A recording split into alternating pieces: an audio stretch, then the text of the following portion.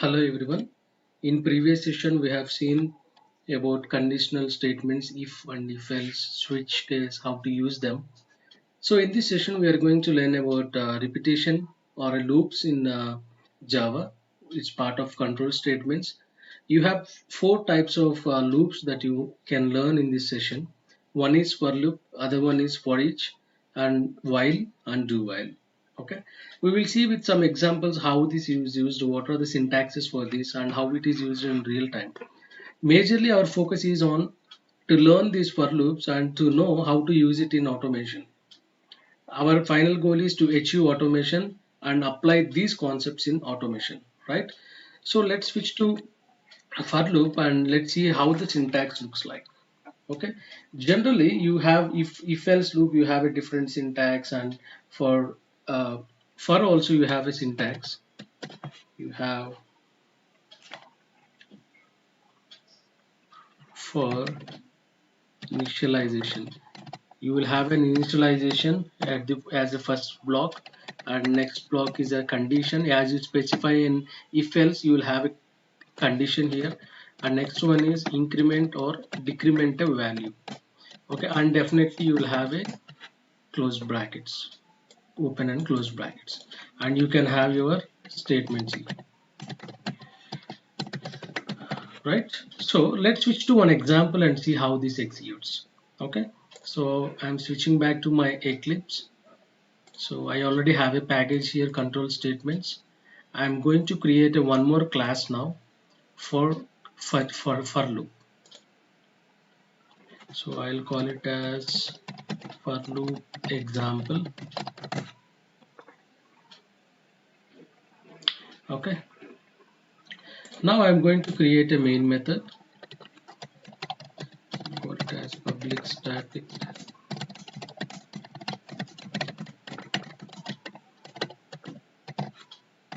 Right.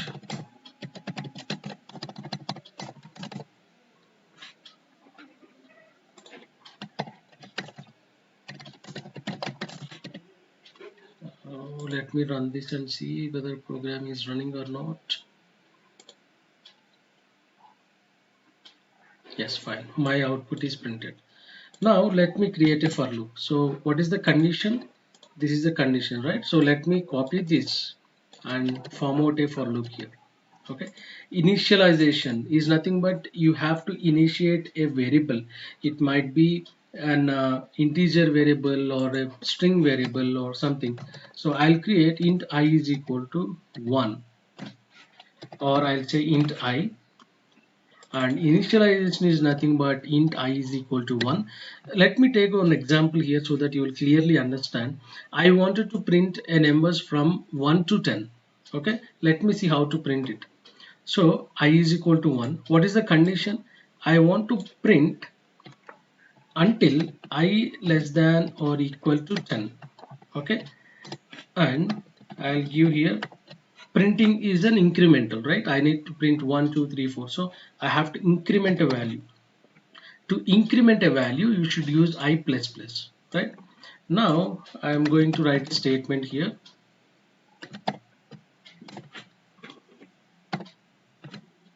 I'll say I value is, I'll call it as I, and let me run this. So you can see I value is 1 2 3 4 5 6. It printed till 10. So how this is getting executed is, initially it starts from here, I is equal to 1. It will initialize and it will check is I less than 10. Yes, I is equal to 1. That means I less than or equal to 10. So I plus plus. So at the first condition you will be getting I is equal to 1 only, and it will print this. And at the second condition, after printing this, it executes increments the value I plus plus, and now it checks if I less than or equal to 10. Yes, it's 2 less than or equal to 10. Now it comes here, it prints 2, then it increments, so and so on. It happens like that, and it prints the values. This is how you will use for loop in your it's an example. In automation perspective, where will you use these for loops is, for example, you have a drop down of a countries. If you want to navigate to each and every country, or if you want to print the values which are stored in an array, so in such cases you will be using a for loops. Okay, and you can have as you have a nested if else conditions, you can have nested for loops as well, where you can have one for loop inside an other for loop. Okay, if you want to see that example as well, we can see. What I'll do is I will create one more for loop here. Let's say for int I is equal to 0. One second.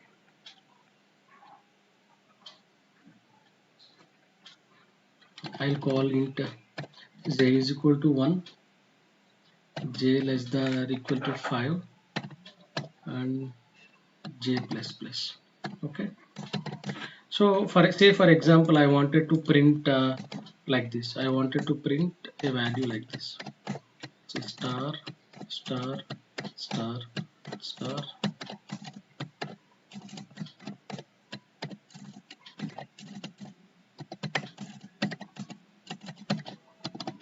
Say for example I wanted to print my output in this format. Okay, this will be my output. Okay, so how do I achieve that? I have to use for loops, because I want to break and print the 2 stars, and again I have to break and print 3 stars, so such way. So how I'll achieve that is I'll print I j is equal to 1, j less than or equal to 5, j plus plus. Now I'll take one more statement. I'll call it as k. I'll say k is equal to 1, k less than or equal to j, and I'll say k plus plus. Okay, now I'll print system.out.println. I'll say star and space. Okay, so after completing this statement, see, one more thing you have to notice here is, for in this example we have specified the integer variable before itself and we have initialized here. But if you want to declare here itself, you can do that. This becomes a local variable. Okay, now I will print. I'll bring my cursor down. So I'll just say system.out.println, which means the next line. Okay, now let me print this. I'll write something here to differentiate. Example 2.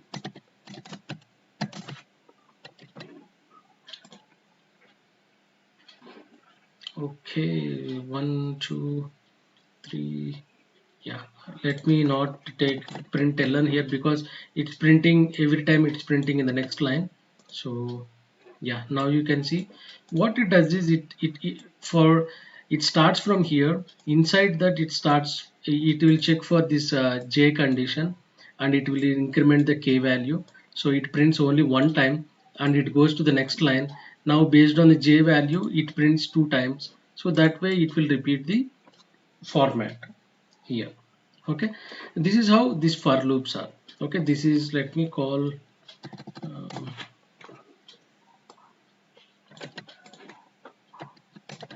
this as example 1, and let me call this as example 2. So we have for each as well, right? We have for each as well. Let us see one more example for each. So generally you use for each when you have an arrays, or if you want to store some arrays and then print those values. Okay, so the syntax is syntax. So it will have for and type, it's a data type and a variable and an array. If you have an array or any collection types, you can give that, and you will have some statements here. Statements. Okay, though the name has for each, it has this kind of syntax only. You will not have each or something like that as a keyword. You will just have a for, you will have a data type, and you will have a variable, and you have an array. So let me copy this and form into a real-time example. Okay, I'll call it as for each example. Okay, now before this I have to declare an integer, right? I'll call it as integer a is equal to, so I'll declare it as like this: 1 comma 2 comma 3 comma 4 comma 5. So I want to print these 5 values. So this is an integer type, right? So I'll call it as integer, data type as integer, and variable I'll take it as I. And what is my array here? A is an array, so I'll take this A and I'll give it here. Okay, since here it says, okay, duplicate variable, because we already used J, so I'll call it as Z for example. And now I'll try to print these all A values one by one. It will be storing into J and it will process the for loop. Okay, now I'll say array value is,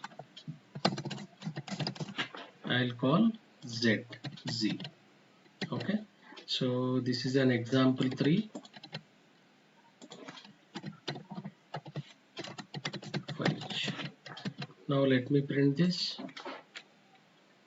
See, you can see whatever we stored in an array, it has printed 1 2 3 4 5. That means you have, if you have a large number of collections, you can use like this, and you can try to print the array values, because here you have seen one value initialized and you are giving the value as per your wish and you are processing it. Okay, this is one kind of examples. This is one example of a simple for loop, and this is one example of a nested for loop. So let me write it here: nested for loop. And this is one example of a normal for loop, and this is an example for 3 for each. Okay, this way you can practice. I'll paste this and I'll give you the link in the description box, so you can practice a for loop like this. Okay, this is very simple, and you can take you can do some exercises, or you can even take a string variables and then try to print something, appending something, or like that. So these are most helpful in your automation perspective if you learn for loops. So remember, the key takeaway of this session is be perfect about for loops and be perfect about for each as well, because in what automation, when you come to real-time automation, when you are storing large number of data, you'll be storing in a collections, Java collections, that we will discuss later in when we come to the advanced part of collections concept. So when you are using a collections concept, you will be storing uh, those variables in a for loop and then process your code, or you will be printing, or you will write a testing code for your functionality. So be perfect about for each loops, which is very important concept in Java for automation point of view. Okay, okay, now we will see an example of while and do while loop. And let's take a same example as printing 1 to 10 numbers. Let me switch back to our syntax. So syntax is, for while loop you will have a syntax as while condition and your statements. Okay, simple. Like if else only, you have the similar syntax if condition statements. Here what happen is, until the condition is true, sorry, until the condition is false, the while loop is repeated. Okay, remember this statement: until the condition is false, the while loop is repeated. So it comes here, while loop, it checks the condition. If the condition is true, then it comes inside. Again it repeats. If the condition is true, it comes inside. Again it repeats. If the condition is true, it comes inside. And if the condition is false, when the condition is false, it does not execute these statements, it simply exits the for loop. That's an example of that's how this while loop is operated. Okay, let's see one simple example. I am going to create a new class. I'll call it as while and while do while example. Okay, I'm going to create a main function.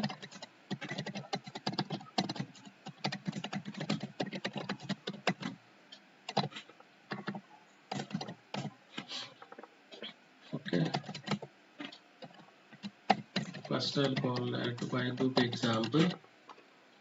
Now let me copy the syntax and let me form a example. Before that, as we did an initialization for loop or if loop, we will do an initialization. I'll call it as int I is equal to 1, and here I want to print till I less than or equal to 10. That means I want to print 10 numbers. So if you see for a for loop example, see I have given I less than or equal to 10 and I is equal to 1. So these two statements we are combining here in a for loop, while loop. What we are doing, we are initializing at the beginning itself and we are just providing the condition. Okay, and then we have one more condition, I plus plus. So where we are giving this I plus plus, we will be giving inside the for loop only. So I will first I'll print the value. I'll say as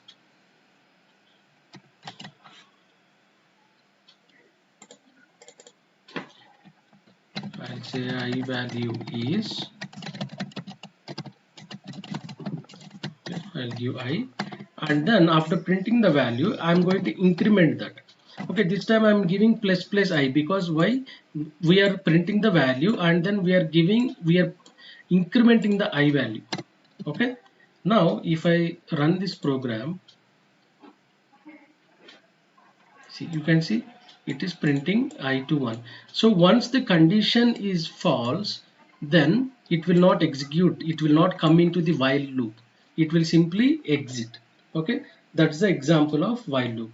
What is the condition that you have to remember? Until the condition is true, the while loop is repeated. Okay, that's an example of while loop. Now let's see an example of for loop. Okay, so do while and while are very simple, they have similar properties but with only one difference. See, observe carefully, the syntax of do while is do, and I'll open the brackets, and here after do while, once you close the bracket, you will have a while and you will have a condition here, and now it will execute here and then only checks the condition. Okay, this Java, in Java, this do while loop is used to iterate a part of a program several times. Okay, you must have to execute loop at least once. If you want to execute at least once the all statements, then you will be using this do while loop. Okay, this is also very important, you have to remember this. And the body of the loop is executed once before checking the expression. Before checking this while condition, it will execute at least once, and if the test expression is evaluated true, code inside the body of the loop is executed, and if the condition is false, then it comes out, same as a while loop. How it does it, once you check the condition, if it is false, it will not repeat the loop. That's how this do while is working. So let me copy this statement and then show you an example. Okay, so call it as do while example. So this is also, if you are freshers and if there is an interview question as well, what is the difference between do while loop and while loop? So you have to say that do while is executed at least once. Do while is loop is executed at least once before checking the condition. Okay, now let me take a same example of printing 1 to 10. So what I'll do is, I'll take j now. Int j is equal to 1. So what is our condition? Once I less than or equal to 10. If it is not I less than or equal to 10, then you have to exit the loop, and remember you have to give a colon here, otherwise it will throw you an error. Remember that, that's very important. Now I'm going to print the value.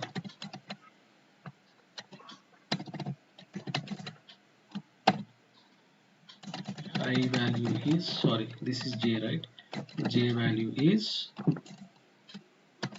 j, and I'm going to increment the value. Okay, I'll say j plus plus. So now let me run this.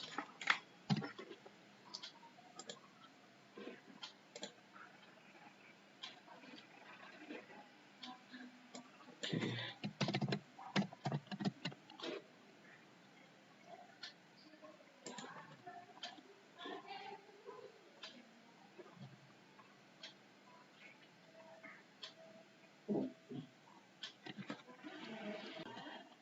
Okay, you can see here now it printed j is equal to 1 2 3 4, and you have to specify j value here, j less than or equal to 10.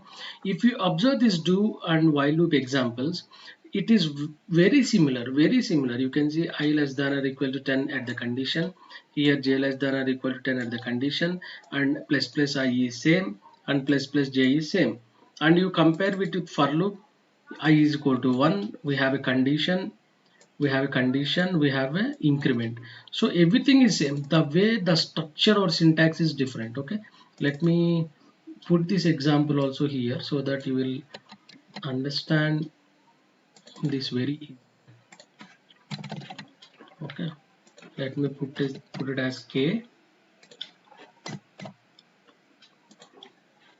and now observe the difference between do while loop, while loop, and for loop. Okay, you'll understand it very easily. Just compare it.